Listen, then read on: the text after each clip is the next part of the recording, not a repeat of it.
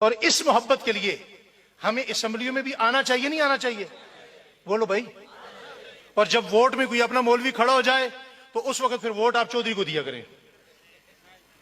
हाँ, क्या ख्याल है?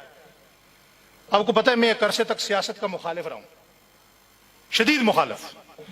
लेकिन जब मुझे नामूसे सहाबा और अहले बैत इज़ाम तरमीमी बिल की लॉबिंग करनी पड़ी इस्लामाबाद में रह के, तो मुझे उस दिन मौलाना फजलुर रहमान साहब की कदर आई है।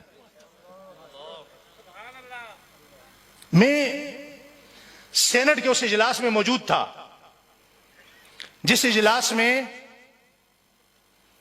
यह बिल पास हुआ,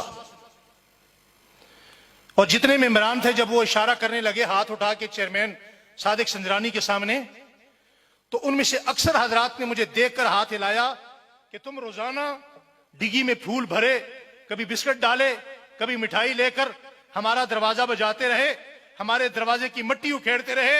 आज हमने वोट तुम्हारे बिल को दे दिया है, और उसमें सबसे ज्यादा वोट देने वालों की तादाद मौलाना फजलुर रहमान साहब के साथियों की है। अपनों की कदर करो। क्या करो? अपनों की क्या करो?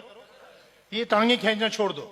मैंने परसों भी एक जगह बड़े मजमे में कहा, मैंने कहा देवबंदी अपने बड़ों की बड़ी कदर करते हैं, लेकिन मरने के बाद जनाजे से इनकी तकरीरें शुरू होती हैं। बड़ी कदर कीमत, बड़ी खिदमत। जिंदगी में आप देख लें क्या कदर डाली है, क्या मुल डाला है, कैसे कैसे हीरे अल्लाह ने हमें दिए हैं जी। और हमारा ये मिजाज होना चाहिए कि हम जिस जमात में हैं उस जमात में रहते हुए भी दूसरे का एहतराम करें। कर सकते नहीं कर सकते? छोटे छोटे छोटे छोटे गिले शिकवे बेड़ा गर्क कर दिया पूरे मसलक, हमने नजरिए का बेड़ा गर्क कर दिया। तो ये नामूसे सहाबा का कानूनी हैसियत मनवाने के लिए हमें असेंबली में बोलो बोलो बोलो